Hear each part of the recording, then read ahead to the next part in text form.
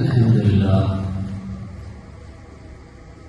نحمده ونستعينه ونؤمن به ونتوكل عليه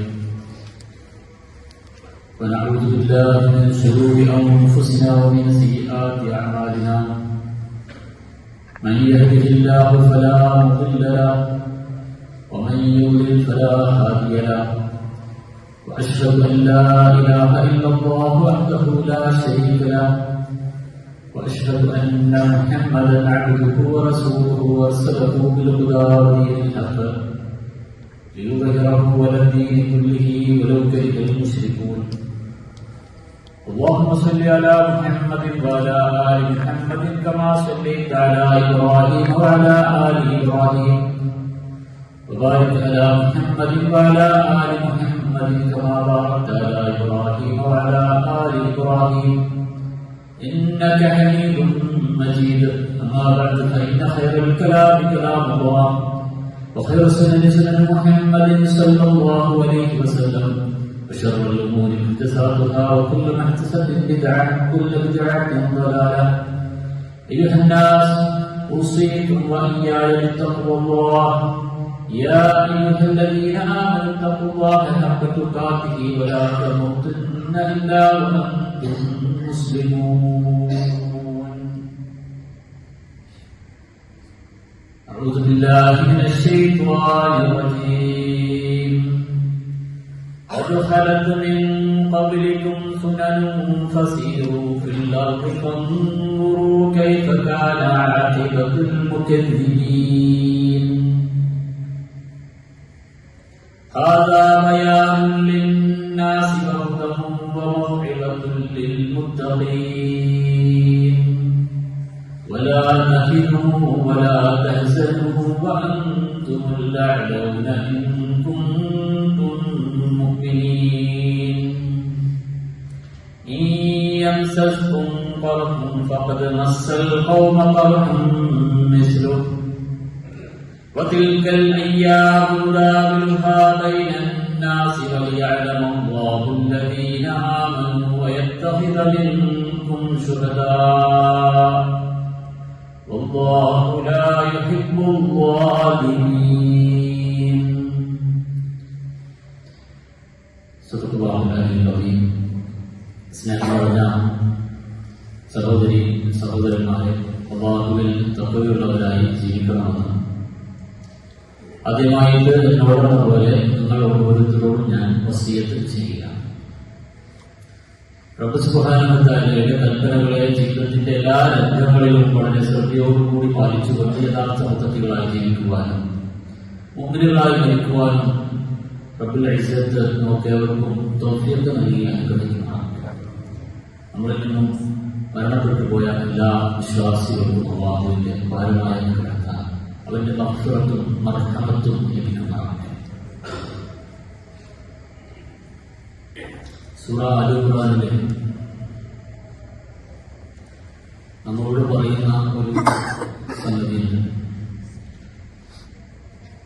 നമ്മൾ മനസ്സ് വിട്ടു പോകാൻ പാടില്ല. എല്ലാ പാപങ്ങളിൽ നിന്നും നിരന്തരമായ ബുദ്ധിമുട്ടുകൾ അനുഭവിക്കേണ്ടതില്ല. പരാജയങ്ങൾ സംഭവിച്ചുകൊണ്ടിരിക്കുന്നു എന്ന് മനസ്സിനെ വല്ലാതെ വേദനപ്പെടുത്തുകയും മനസ്സിൽ പോവുകയും ദുഃഖിതരായി പോവുകയൊക്കെ ചെയ്യുന്ന അവസ്ഥ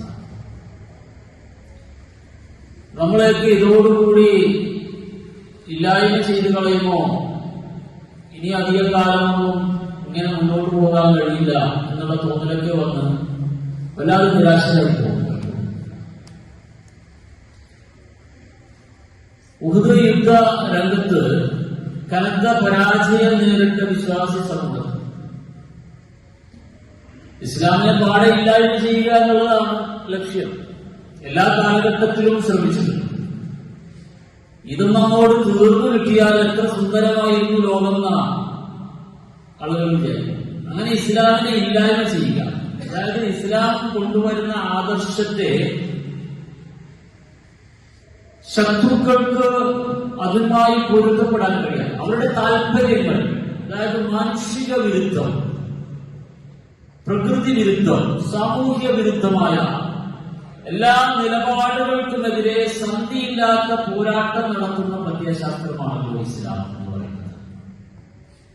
അതുകൊണ്ട് തന്നെ ഈ ഇസ്ലാമിനെ ഇല്ലായ്മ ചെയ്താലേ പലർക്കും ഈ ദുനിയാവിൽ വാഴുവാൻ സാധിക്കും. അതുകൊണ്ട് എക്കാലത്തും ഇസ്ലാമിനെ ഇല്ലായ്മ ചെയ്യാൻ വേണ്ടിയിട്ടാണ് പണിയെടുത്തത്. അങ്ങനെ തീർന്നു പോകുന്ന ഒരു മതമല്ലല്ലോ ഇസ്ലാം എന്ന് പറയുന്നത്. അങ്ങനെ തീർന്നു പോവുകയാണെങ്കിൽ എപ്പോഴേ ഇല്ലായ്മ ചെയ്യേണ്ടതാണ്. ബദറില് വലിയ കാഹളം മുഴക്കിയാ വന്നത്, കനത്ത പരാജയം ഏറ്റുവാങ്ങി പോകേണ്ടി വന്നിട്ടുണ്ട്. എന്നാൽ ഉഹദില് മുസ്ലിം സമൂഹത്തിന് കനത്ത പരാജയവും നൽകേണ്ടി വന്നിട്ടുണ്ട്. അതൊക്കെ സ്വാഭാവികമാണ്. വിശ്വാസികളോട് പറയുന്നത്, ഇതിനു മുമ്പ് ഇങ്ങനെ ഒരുപാട് സംഭവങ്ങളൊക്കെ ഉണ്ടായിട്ടുണ്ട്. അതുകൊണ്ട് ഭൂമിയിലൂടെ നിങ്ങൾ ഇങ്ങനെ സഞ്ചരിക്കുക, നാടുകളിലൂടെ കടന്നു പോകണം. ഇങ്ങനെ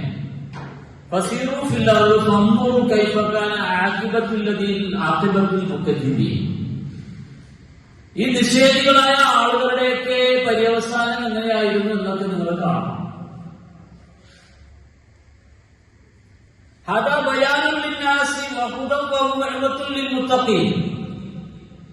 ഇതൊക്കെ ജനങ്ങൾക്ക് ഇങ്ങനെ പറഞ്ഞു തരുന്നത്, ഇതിന്റെയൊക്കെ അടയാളങ്ങളുണ്ട്.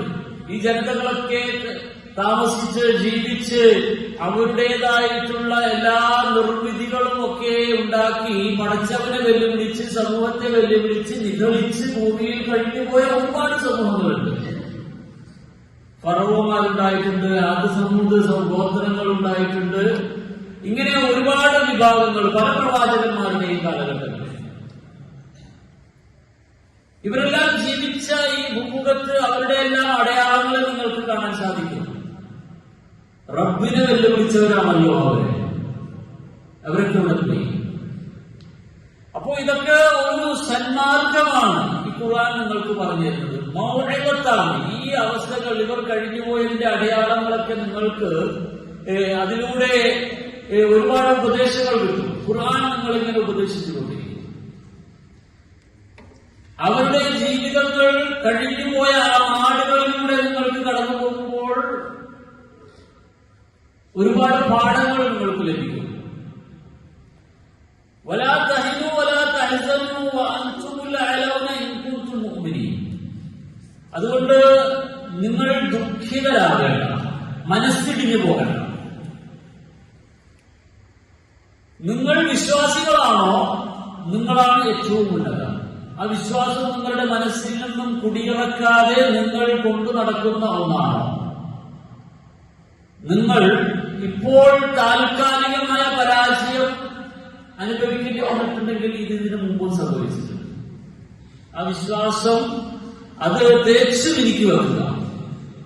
അപ്പോൾ നിങ്ങളുടെ മനസ്സ് ഈമാനിനാൽ ജ്വലിക്കും. പരാജയം നിങ്ങളെ ബാധിക്കുകയില്ല, മനസ്സ് തളർന്നു പോവുകയില്ല. ഇനി യംസസ്കും കറഹും ഫഖദ് മസ്സൽ ഖൗമ കറഹും മിസ്ലുഹു.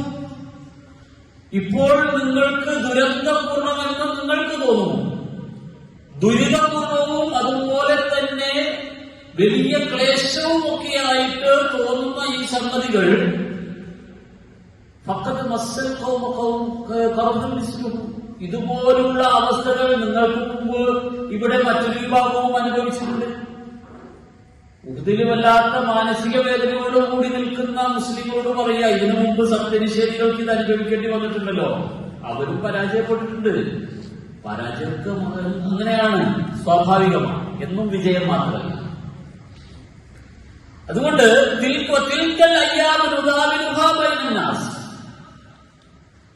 ഈ ജയപരാജയങ്ങൾ, ഉത്ഥാന പതനങ്ങളെല്ലാം തന്നെ ഇത് ജനങ്ങൾക്കിടയിൽ കാലങ്ങൾ ഇങ്ങനെ കടന്നു പോകുമ്പോൾ അത് മാറി മറിഞ്ഞുകൊണ്ടിരിക്കും.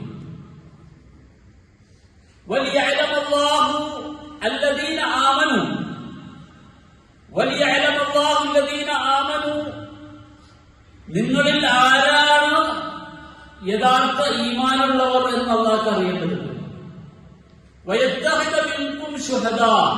നിങ്ങളിൽ നിന്നും ഷഹാദത്തുകൾ സ്വീകരിക്കേണ്ടതുണ്ട്. നിങ്ങളിൽ നിന്നും അള്ളാഹുവിന്റെ മാർഗത്തിൽ വീരചരമം പ്രാപിക്കുന്ന ഷഹീദുകളെ സ്വീകരിക്കേണ്ടതുണ്ട്. അറിയണം, അള്ളാഹു ദുൽമുണ്ടാക്കുന്ന ആളുകളെ, കുഴപ്പകാരികളെ അള്ളാഹു ഇഷ്ടപ്പെടുന്നു.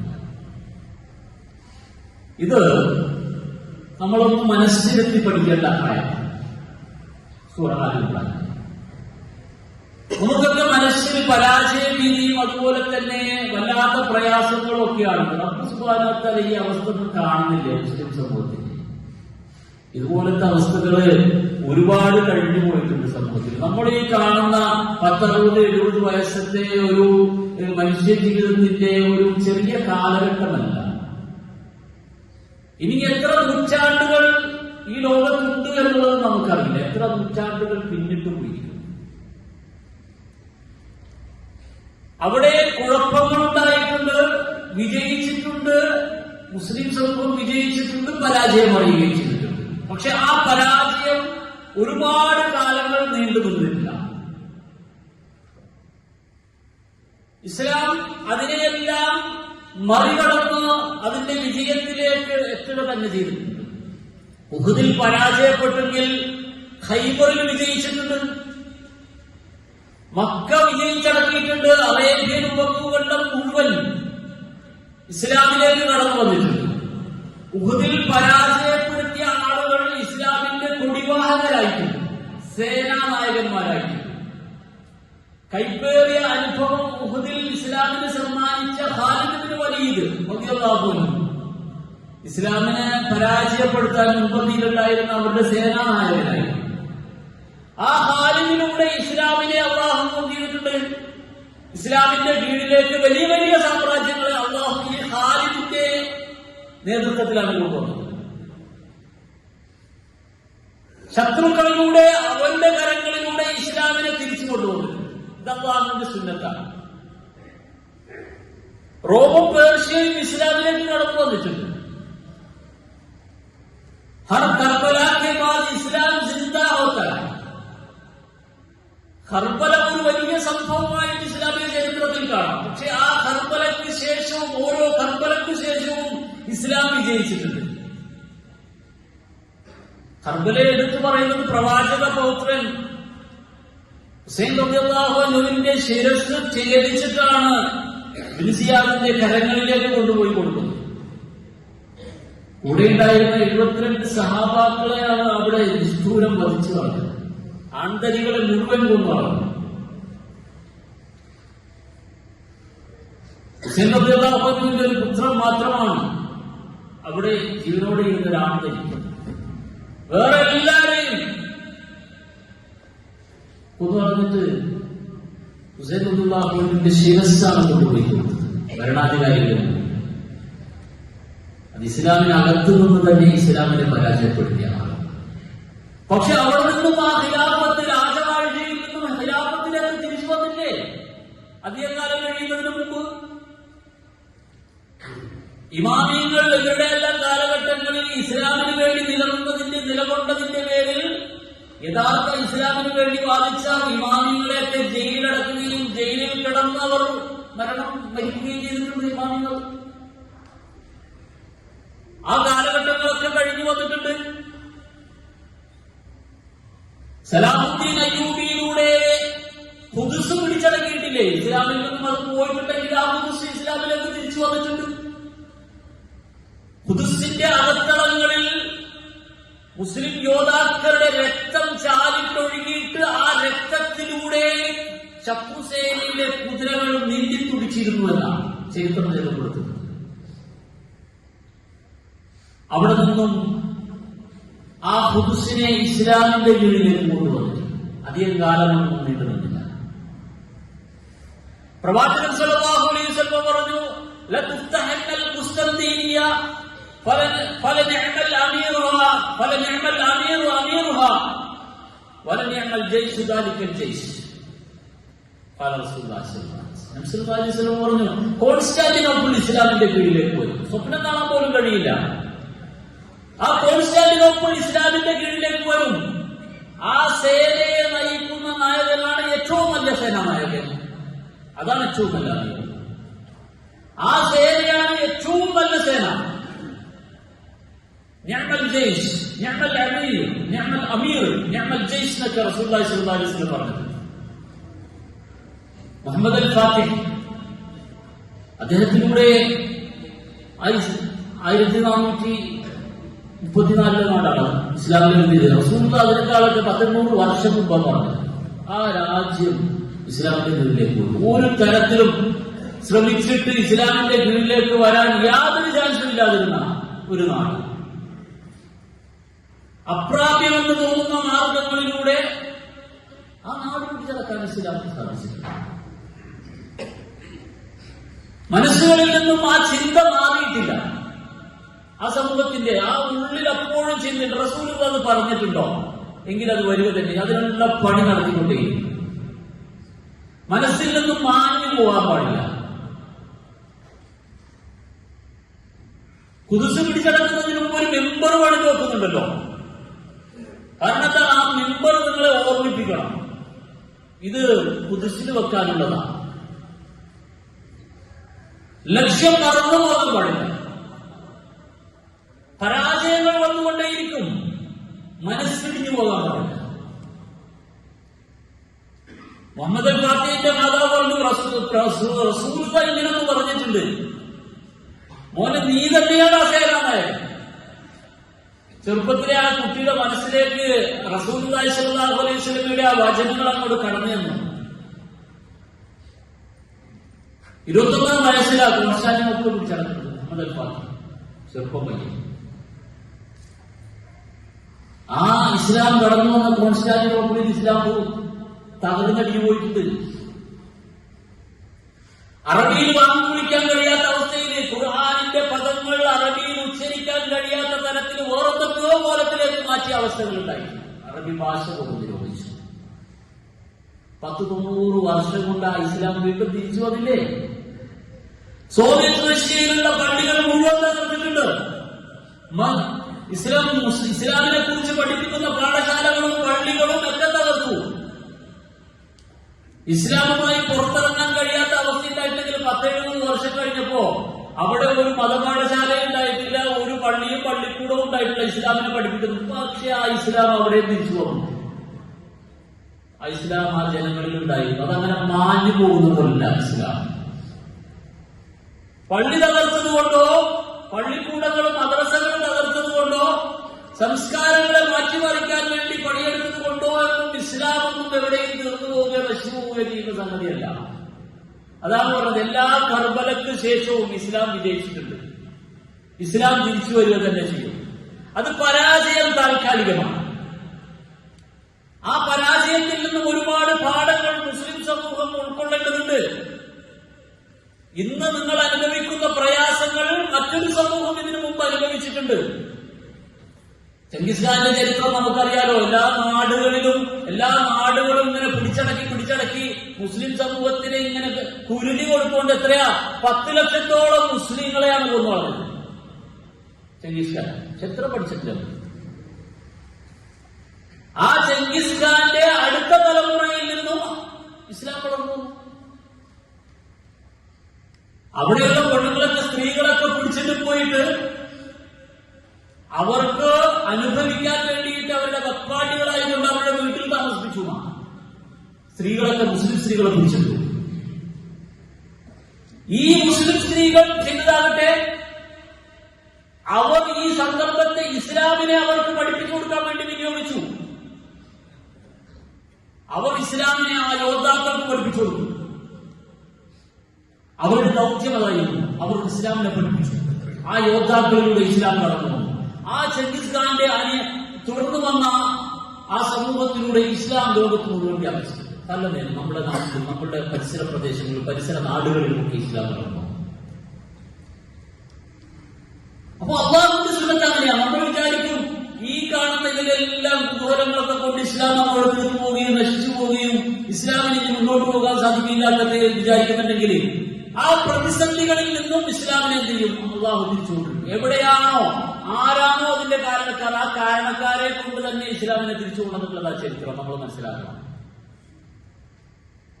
ഒരിക്കൽ നബി സല്ലല്ലാഹു അലൈഹി വസല്ലമയുടെ ഒരു സുദീർഘമായ പ്രസംഗം അബ്ദുല്ലാഹി ഇബ്നു മസ്ഊദ് റളിയല്ലാഹു അൻഹു പറയുന്നുണ്ട്. റസൂലുള്ളാഹി സ്വല്ലല്ലാഹു അലൈഹി വസല്ലം ഇങ്ങനെ സുദീർഘമായ ഒരുപാട് നീണ്ടുനിന്ന ഒരു പ്രസംഗം നടത്തി. അതിൽ അദ്ദേഹം പറയുന്ന ഒരു വാക്കുണ്ട്,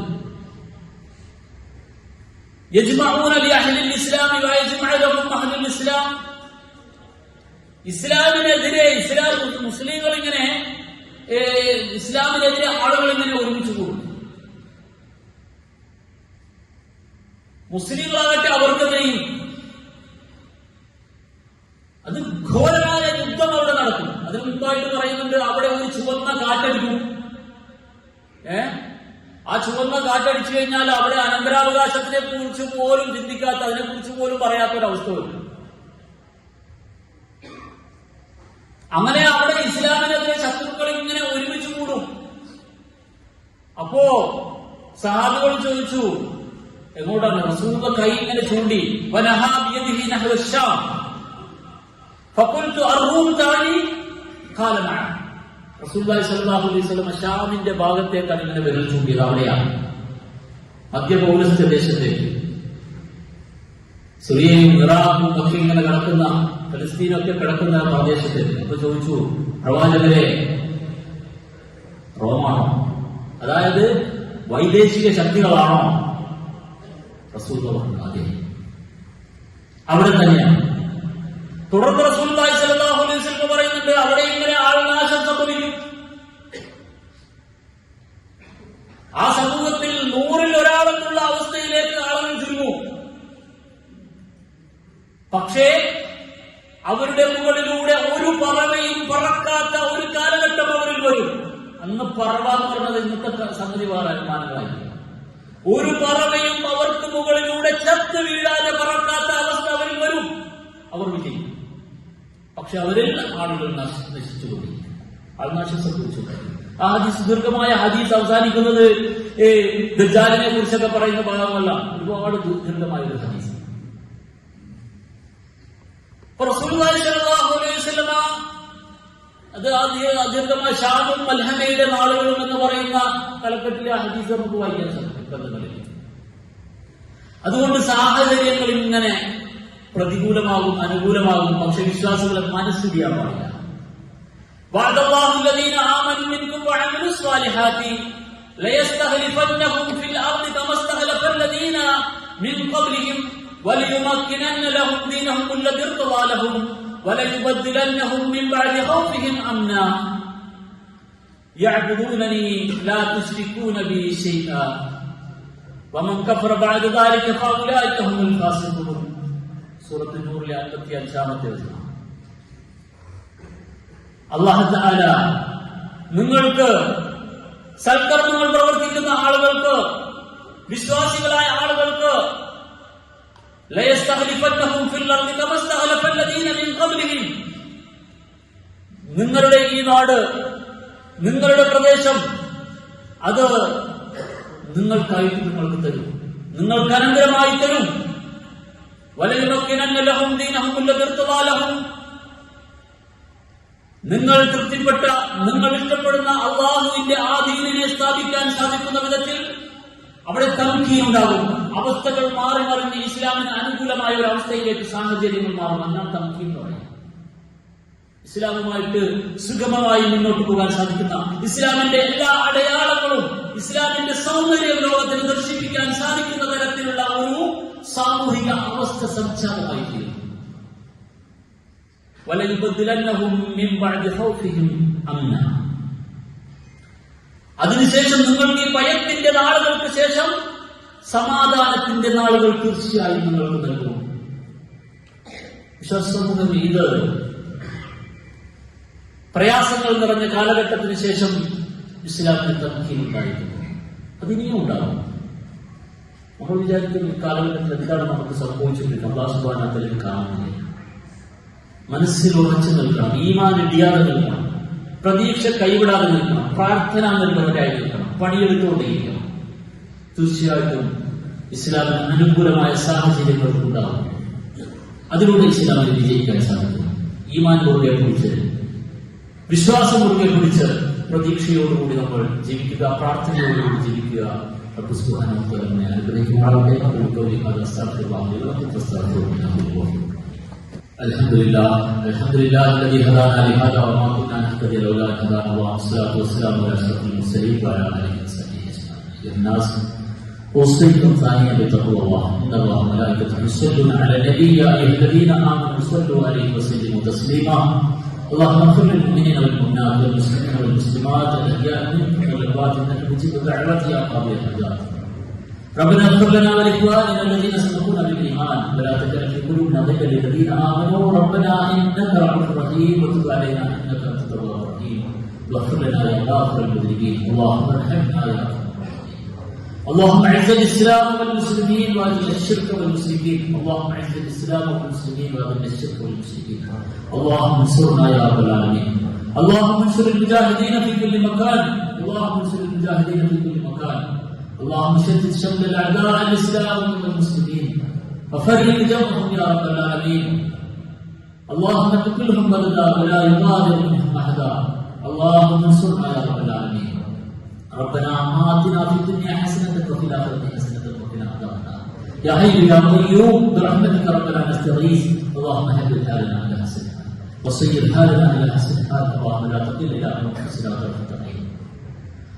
اللهم اجعل هذا البلد آمنا مطمئنا سخاء رخاء وسائر بلاد المسلمين. اللهم اجرنا من النار. اللهم اجرنا من النار. اللهم اجرنا من النار. آمين برحمتك يا أرحم الراحمين.